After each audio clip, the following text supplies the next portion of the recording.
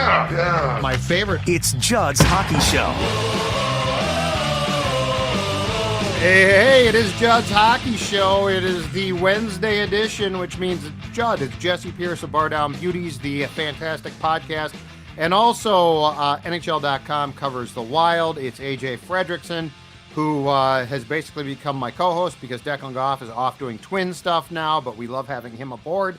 And it's playoff time. The Wild might be out, but how are we feeling so far about what transpired in the first round of the playoffs and now with the second round? Are we having fun watching the playoffs? I'm having so much fun. We're getting game sevens. We're getting double overtimes now in the second round. And again, there's no anxiety. There's no stress. There's no pressure. I don't even have to watch if I don't want to because you know what? The Wild aren't playing. There's nothing to really pay that close attention to. But again, as we discussed last week, it just reiterates how far the Wild are from being a true playoff contending team because what we're witnessing now with the teams in that first round and now into the second, it's some really, really, really good hockey. So it's a ton of fun to watch. Age? Yeah. And you know how fun it is to not have anything at stake and watch Jacob Trouba go 100 miles per hour face first into the boards horizontally? Like, that was ridiculous. That was insane. So dangerous. Unnecessarily. Mm-hmm. Yeah, that killed Natchez.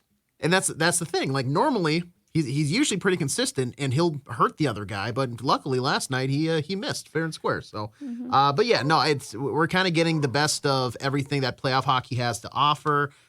Double overtime, blown leads left and right. We saw it in the first round. We saw it last night with Jessi Stars. Yep. Unfortunately, banged that glass a little bit more, but we're kind of getting everything playoff hockey has to offer. And yesterday, we know where the Wild are drafting now, which is fantastic. Screw the Stars, first of all. I was glad that they choked. Now, I think my favorite game was Game 7, Boston-Toronto, just because I had a feeling that whoever loses this game, the head coach very well might be fired. Sheldon Keefe. Now the Leafs were supposed to have their end of the season session with their management team on Thursday. It's been backed up to Friday. But I thought if Jim Montgomery for the second consecutive year, right, in Boston, if they lose, he's gone. So that game, it was just like watching careers at stake. So what I have today is a packet full of questions for you guys. A packet full of questions involving which will somehow relate back, of course, to the Wild. But since they're done playing, question number one, and this can go for the entire playoff field. So if a team is done, that's fine too. Which former Wild player in these playoffs have you missed the most? So you're watching him play, you're reminded of what he brought, or perhaps he has progressed. And you think to yourself, boy, I miss player X. Jessi, who have you missed the most among the many, many former Wild players who are participating in this postseason? Charlie Coyle, man. I mean, I know everybody was exhausted and spent on the opportunities he was given, and he's a very different player in Boston. I think a large part of that is he's going home. He knew the pressure that amounted with being back in Boston, but he's transformed into a really, really good player, not just in these playoffs for them, but in general, since he's put on that Bees uniform. Yeah. I wish we could have had that Charlie Coyle. I mean, he added muscle mass, right? He's just grown and matured too, so it's a player that just wasn't here in Minnesota. Not to mention, I just love me some Charlie. You know, he's a good dude on top of it all, but he's really contributed to the Bees' success, and I think if we could have had that version here, God, it would have been really fun to watch. Age, who do you miss? I'm going to stay in Boston too here. I'm going to go Patty Maroon, only because I missed the idea of what he was going to be. Okay. Like, we didn't really get to see it with the Wild, and obviously the injury kind of derailed that, but if they had gotten to the playoffs, God, that's a guy that you wish you would have in your lineup because he brings that kind of that he walks the walk, he talks the talk. Sure, he's not going to wow you with his skill by any means, but he's leaning over the boards, talking between the barriers. You know, hey, I'll fight any one of you. You bunch of whatever. You know, insert your choice of insult here. He's a playoff hockey guy, and that's a guy where you're not going to spend millions upon millions of dollars on him in your lineup, but he's a crucial part of, I think, any team that wants to make a deep run because he's big, he's tough, he's going to stand up for guys. He's a big energy guy, a locker room guy, which I know Bill Guerin, one of the big reasons why he went after him in the first place. So we didn't really get to see him in his full Pat Maroon-ness in Minnesota, but I think we're seeing that now as he's taken the ice here. I think 7 games. He's actually got a couple points, 7 or 8 games with the Bruins. Fourth line, in the he's very playoffs. effective. He's effective within his role, which is what I miss. I mean, I find it interesting though because I do looking at the Pat Maroon in Boston and the one here, just the vibe is different. And maybe that's because he saw the writing on the wall, right? He saw this Minnesota team and was like, you know what? They're not going to make the playoffs. And obviously he's excited to go to Boston where they were playoff bound anyway. But there is, I'm like, I never felt that Pat Maroon fully vested in to what the Wild were doing here and what he needed. I think he was kind of like, he didn't choose here, remember. He got traded here, so that wasn't his choice. And I just kind of feel they're getting the better version of Pat Maroon than Minnesota really got. Because even in that physical presence, you didn't see a lot of it. Like once in a while, maybe it wasn't as disappointing as Ryan Reeves was when he came here for that same role the year prior, but it is funny to see him like, that's the Pat Maroon Minnesota missed out on. I think Maroon is, if you're Bill Guerin, I think Jessi and AJ, to a certain degree, what you guys just said, I think it's incredibly telling. And I think what we're seeing is the clear fly in the ointment of the Wild culture. Like you put Maroon into the right culture, winning, but also a hard ass, like the Bruins are they might lose, but they're going to go down with a fight. Mm-hmm. And, not to pick on him, but there's a big difference when the rat, little Brad Marchand, is your captain as opposed to Jared Spurgeon. And but I mean, think about it. Like, because Jessi, I think you're right. Like, I never sense that, and you're around the team 100 more times than me. But whenever I was around the room or something, I never sensed that, like, oh, Pat Maroon's here. There's this, oh, I get it now. Like, often there's that, oh, now I get it. Yeah. I never had that. But then to what AJ is saying, you watch him in Boston, you're like, that's it. Mm-hmm. I think that if I'm Guerin, I'm taking notes on exactly and this does not make this team a bad group of guys. They might be too nice. Mm-hmm. So like, this is not the culture sucks because they don't care. But man, it's like Maroon got put in here and he's like, oh, okay, yeah. Like Jessi said. And he goes to Boston. It's like, this is where I thrive. There was no buy-in. Yeah. Like, how do you get, you need that. Mm-hmm. You need that. You need a bunch of SOBs that just want to play and win and that don't want to go to one guy's house for Thanksgiving. I don't care if you guys eat together ever again, except on the road. I do want you to do that, right? But I think the Maroon thing to me is so intriguing because I sense the exact same thing. And then I thought, well, he might just be done, like at the end of his career. But then he goes to Boston, and it's totally the switch is flipped again. I love that one. And the thing is about that, maybe you could argue the other side of this, but to me that makes me more confident in Bill Guerin's like picking the guy to add to the lineup. You go out, you get a guy like Pat Maroon because now you're seeing what exactly he probably wished and thought he would bring to the Minnesota Wild. Yeah. Obviously, it didn't happen, but he has that recognition now. This tells me like he picked the right guy. The cards he just he got screwed on a river card or whatever. This is to me a little bit more beneficial, and I'll trust moving forward. Whatever Billy G wants to do. It says he's able to key into those character guys a little bit more too. I think the room needs more edge. My guy, and this is based on one game, Game 7, Dallas Stars v. Vegas Golden Knights. Stars won. Sam Steele. Oh yeah, Sam Steele in Game 7. Where were you, Sammy? He was dominant. Like, he was killing penalties. He was setting up plays. That fourth line had a phenomenal game. I mean, oh my God. That was absolutely, at first I'm like, okay, he's playing well. And then he makes another play. And then he makes another play. It's like, he's not playing well. He's having one of the most important games on this team in a crucial game. And I was never a big Sam Steele guy. I always thought he was sort of a Dean guy. I got to play the guys I like to play. Sam Steele, man, congratulations. That was impressive. I don't know that we saw that here ever, and I don't know that he was put in a position, but that one absolutely shocked me. Like, of all the former Wild players in these playoffs, that was one where I was like, didn't see that coming, and it was impressive. I think you saw like 2 weeks of a really good Sam Steele. I Did we? really do think that. I remember like there was 2 weeks where we were like, oh wow, Sam Steele. And Fair. it's funny because in being in tune with like the Dallas Stars fans on hockey Twitter, they hated Sam Steele for most of the year. Like he was just blowing things for them down on that third and fourth line. People wanted him scratched. They wanted him traded. Like That's what I Stars remember. fans were very adamant that they were not fans of Sam Steele. But then toward the end of the regular season, a switch flipped or something had happened where he started to really play and show some potential and some skill. And you're right, I forget about little Sammy Steele.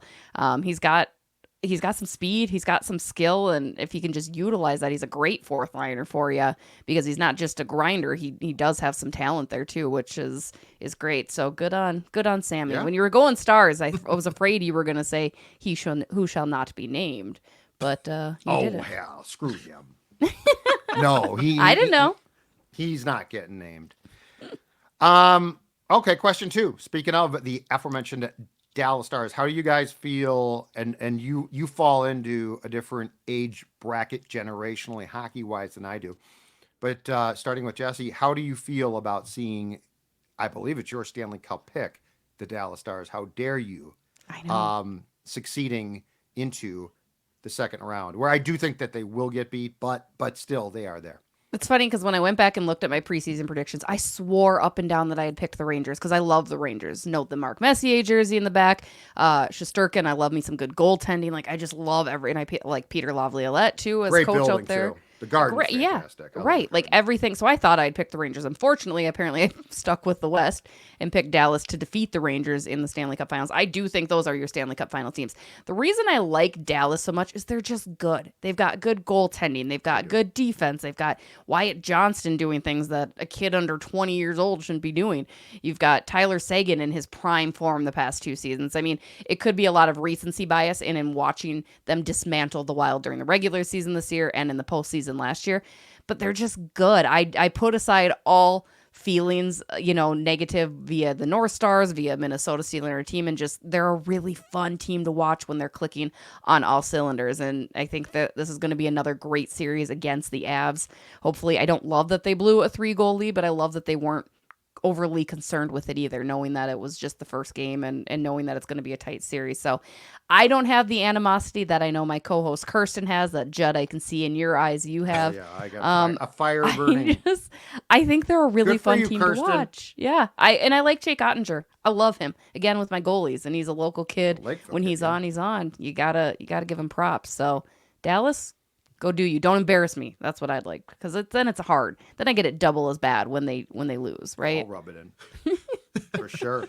Yeah. See, Jessi, you're a respected journalist, and I respect you because you can push that bias aside. And to an extent, I can as well. The team itself and the franchise, I don't really have a quarrel just because I'm younger and I don't really have any like North Stars memories of me going and watching them. I was just born after the team left. But, the fan base is what really throws me off, because the past couple seasons, to me, they've overtaken like what Colorado was in my mind, where it's just they're insufferable. It's this weird kind of pomp, and like they're very, very pompous, chest out. Like I don't understand where this is all coming The from. Dallas Stars chant is one of the most obnoxious things ever. Dallas Stars, screw you. I hate that chant.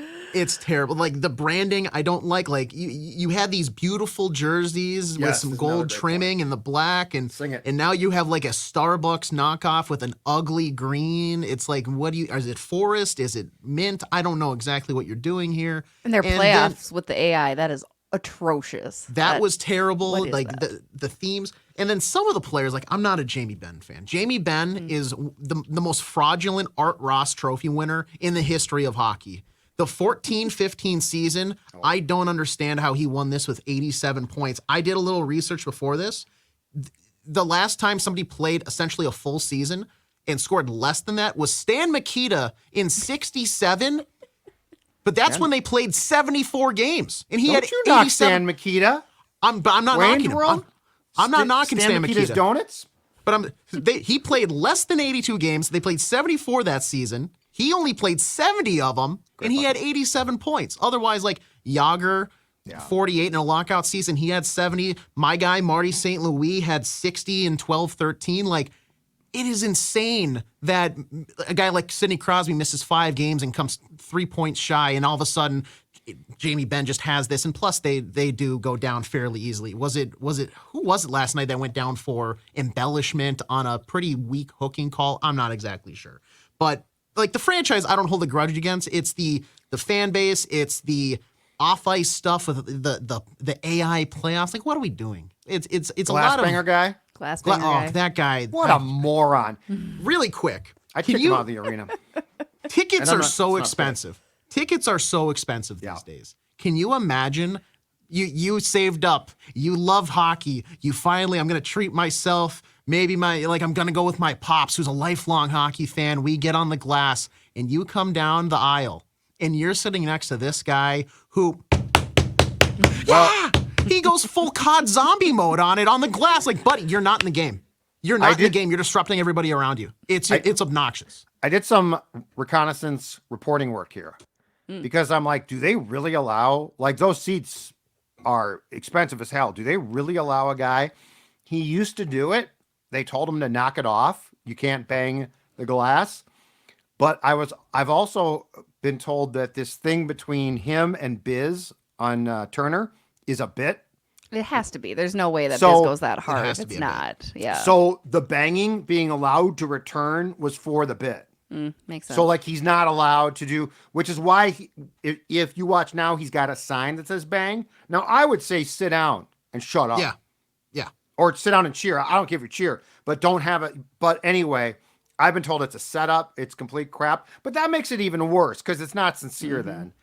That makes it worse. And the hot take. jerseys suck. Hot take, on the glass seats aren't your best seats in the house anyway. You can't No, see the not at whole all. ice. Like, you I'd go rather up a sit up couple top. rows, be able to Yes. see things. Like, you don't want those seats Corners anyway. are the It's best. not- Higher Yes. corners. Higher And go on the corners. side where your team's going to score twice, so you have a little bit more fun that way, right? Like, Exactly. It's just, Yeah. But that guy's that's- a moron. it's And I've been told I'm a obnoxious. hypocrite because I like the green men that Vancouver used to have. What the problem is Yeah, those that are was fun. like, one, they're by the penalty box. Two, they're silent and they do it during whistles. 3, they were, I think, employed by the team at a certain point. So it was like they were partnered And with they're the green team. man. They're hilarious. Yeah, exactly. This guy just shows up and then he's like on No comparison. Twitter talking about like, I'll kill you, I'll fight you right now. You can't. Like, dude, you are not on the team. You're just a guy. You're just a guy who happens to have these seats. Relax. Well, and hockey doesn't need, you don't need a guy that like does that. Like if it's organic. That fan organization doesn't need a guy. You don't need Exact- somebody else. Or like a that's guy like that, let's say, shows up and throws T-shirts and dances around that you pay a lot for X amount of games. Craig Leopold, closed circuit to you. You don't need that garbage. You Just don't. stop Please. with it. Now, if somebody stops it or starts it organically and fans dig it, that's different. But all these gimmicks and their jerseys suck. The one thing I will say, so I still hate them. And Suter rubs me the wrong way 1,000%. But, and we'll get to that actually with a question. But that being said, the one thing that I admire a lot, the Dallas Stars have some really nice veteran players. But more importantly to me, and this is where the Wild, I hopefully, knock on wood, has taken a page. You look at their young talent and their drafting, it's phenomenal. So good. Like this I'll give them team, like if this team really was just like Ben and Duchesne and Sagan and Suter, It's the Minnesota Wild and green. exactly, it's not that great. But Wyatt Johnston's a revelation. But Yes. but then you start to look at Ottinger, and then you look at more guys, the young kids. Like hopefully this is what Bill Guerin's done, because this is how you win. Mm-hmm.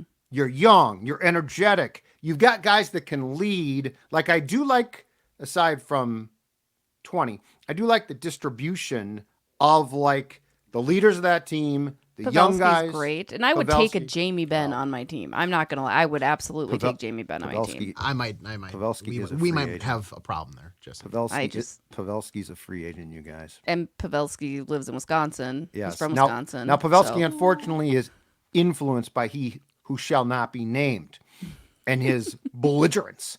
But yeah, Pavelski does live in Wisconsin. He can get very close to home here. I would bring him in my locker room like that. He deserves a Stanley Cup.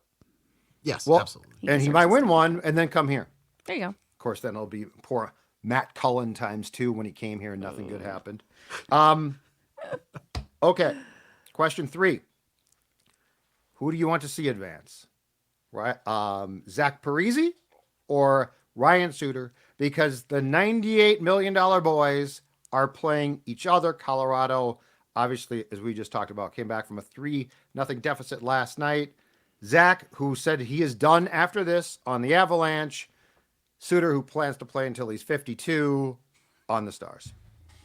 If we're picking strictly based on the players, not necessarily the teams, because obviously, as I mentioned, now we're just players. I'm on the players. Stars wagon. I got to go Zach Parise because of what you had mentioned. Like, it's his end of the career. So long, farewell.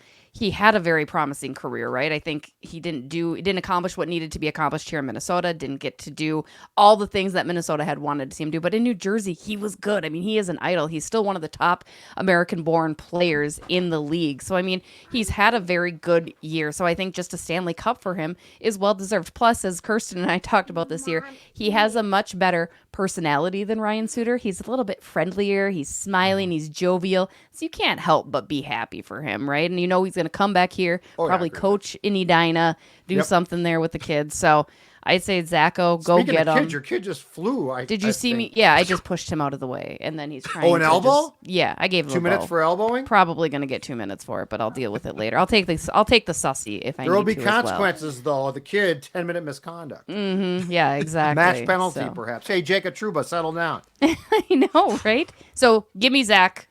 Go get him, Parise. It would be I imagine it'd be very emotional for him too, especially knowing it's his final year.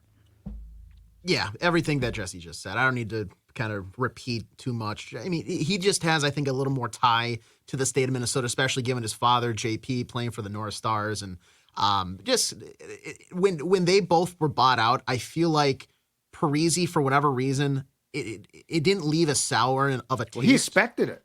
Exactly, and that's the point Suits too. was like, what? Me? and then How can it be? Didn't then Zach call Suter to be like, hey, by the way, Garen let me go? And Suter was like, oh, that's too bad. Weird. Garen's calling me right now. Yes. I had no idea. And then he told Suits, we're buying you out, and Suter just hung up on him. Yeah, and that, and then Suter. I mean, it seemed like maybe this was part of the reason, maybe part of not a reason, but he stayed in division. Like he wanted it to. It seemed like stick it to the Wild, play them a little more times each year, and say, hey, you know what? I'm on a better team now. I'm going to stick it to you guys for treating me the way you did. I don't know. Parise with the back stuff that he's battled with, after his New Jersey days, after his Minnesota days, going out to the Isle in New York, now trying to make a run with the Avalanche. Go get it. Finish the story. Be Cody Rhodes and finish the story. That's 3 for 3 because, and if I'm not mistaken, Zach went with the Devils to the Stanley Cup final against the Kings, right? And they lost. Obviously, he's not been back since, but yeah, he is my clear-cut choice. And I think it'd be a far more satisfying story for Wild fans to have Zach with a ring than to have the alternative. This was not on the list of questions I sent to you, but it came to me this morning, so I'm going to use this as the next question. We'll start with AJ on this one. What do you think that the Wild organization can learn from the Timberwolves' current playoff success? So we're talking about a team that hasn't been past the first round since 2015 in the Wild. They haven't been to a Western Conference final since 2003. As the Wild watches the Wolves and sees how this unfolds, and I know it's a different sport, but what do you think can be learned? It's tough to say build around one player because basketball, in my mind, there's only 5 guys, and one of them can be on the court for 40 minutes in a night if you really want to push the limits. But look at what Anthony Edwards has done for this organization. Maybe this goes to kind of what Bill Guerin was talking about, where changing the attitude. Kind of like the face of the team prior to that was Karl Anthony Towns, and not that Karl Anthony Towns cannot be a great guy. I know he's been kind of a revelation this season for the Timberwolves. But when it comes down to it, when Anthony Edwards came in, it maybe took a year and a half, maybe 2, but then it was cemented as this is his team. Look at the attitude he brings on the court, off the court. I know SportsCenter just ESPN rebumped one of the initial interviews that he did when he showed up here, and it's just like that swagger, that confidence, kind of, you name it, I'll do it, and I'll do it better than you. No questions asked. Maybe they don't have a guy like that in Kirill Kaprizov where he's going to kind of boast about it as much, but you have that attitude that we've heard him talk about and other guys talk about him, where he stays a little later. He shows up to the rink in time. He's putting in 110% effort every practice. And the way that he's battled back from kind of this mysterious injury after getting folded up like a lawn chair in Winnipeg last season, he's got that resilience and adversity. You have to change maybe the culture similar to how the Timberwolves did to have that swagger, have that similar to what Ryan Hartman said at the exit interviews this year. They maybe felt they had that in past years. This year, people wanted to play them. They said they're gonna circle Minnesota. Hey, that's probably a point, at least one if we can drag it to overtime. But this should be points for us, and we can probably start our backup goaltender or something like that. This is a team we can probably push around. Next year after that, you're ushering this new younger wave of prospects in. These guys coming up through the system. Change that attitude, change that demeanor, and make it so that you add a little beef.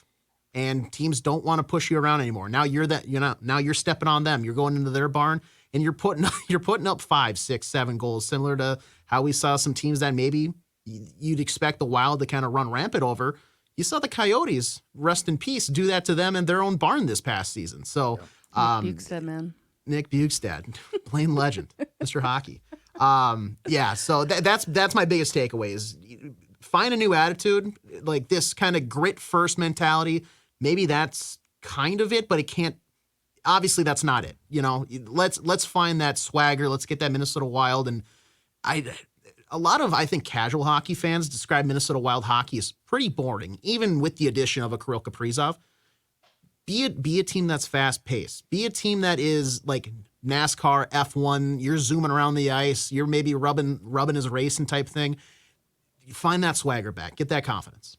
I think the biggest thing to me is it's okay to stink for a little while. I mean, it's been the better half of a decade that the Timberwolves were absolutely to an excessive abysmal. state. Yeah. But I mean, that's what you're going to do. Eventually your time will come. Eventually you're going to get these number 1 overall picks. You're going to get your cat. You're going to get your aunt. You're going to be able to put the right pieces in place. And I think you have a really good coach in Chris Finch too, which I don't know if the Minnesota have found their Chris Finch yet. I'm not saying that making a decision on John Hines yet one way or another, but I think he's really come in and gotten the players to buy into what they need to do. It's funny because you look at the way the Timberwolves are successful, it's defensively. And Minnesota has usually leaned on that, right? And that's always kind of been their MO, but maybe it's not quite enough. Maybe, as AJ, you said, you need that offensive power too. And Kirill's a piece of that without question, but you need more. You need the supporting cast as well as Ant does have, even when he's carrying the team on his back. So there's a lot to be learned. I'm so happy for my Timberwolves friends. I used to be a basketball player myself, so there was a day when I absolutely adored the Ballers. Forward, center, guard. Where'd you play? I was a center, which because when I was younger I was this height, and then I stopped growing, and so I was a power post man. I'd still get in there. I'd put a butt in the gut and grab that ball. I'm super feisty and aggressive, so I can imagine. I was getting on the ground and just ripping it out. Like, it was funny. My brothers were very tall and skinny, and they could shoot, which I couldn't do. But they're like, my dad always said, if you could combine Jessi's aggressiveness and need to win with their shooting ability, we would have been a very good basketball player. I'm gonna say that I would take what you just talked about, though. If you watch the Wolves, it's not just their defense being good. Their mentality is what the Wild needs to duplicate. Yeah. Watch how the Wolves are playing right now. It's what we have talked about. There's no time. There's no space. They are frustrating. The Wolves are doing to opponents what opponents do to the Wild in the playoffs. They take away their will to play. And the Wild meekly just leaves. And, if Kaprizov has a good series, great. And if he doesn't, that's not a surprise. But the Wolves are to me, it's very much a hockey mentality, which is we're just going to grind you to a nub and you're going to hate your life and you are going to want out. That's what I think. And again, it goes back to the Maroon thing, the character of your team. You don't need a locker room of bad humans, but you do need a locker room of guys with an edge. And I don't know that the Wild has that. And when you see that at play, it's like, okay, I get that. So I think that there is something to be learned just from a mentality of the playoffs are a different time. By the way, I would start that off by saying when I make the playoffs next, if I'm John Hines, my team is staying in the St. Paul Hotel for when the playoffs start, and they will leave that hotel when the playoffs end. You're not going home. You're not taking out the garbage. You're not doing anything. We are a team. We are now your family. Are you going home to be with your wife if she's giving birth, and then are you making it back for your game If I'm a hockey player, no. No, I'm going to be at the game. Because Brandon Carlo did that, right? Like he was there, gets the game, gets I think the winner, and then you have Rudy Gobert who's not able to do it, which not his fault. I get it. Well, yeah, and it's a very sensitive thing. My personal would be if it's the playoffs, time it out so that it doesn't happen during the playoffs. But more importantly, my team is I can give them months. Like I said, I did this for myself. Well, one baby was in season, two or off season, so I can give them times. Right, but you're an adult. You were fully cognizant of like how it was going to work. Yeah, this wasn't a surprise. No. So anyway. But yes, I think the mentality that the Wolves have of being a family becomes incredibly important. That is it. Judd's Hockey Show. We've covered everything from childbirth to playoffs to Ryan Suter and or at least my personal disdain for him. All right, I'm Judd. He's AJ. She's Jessi. We will see you next week on Judd's Hockey Show.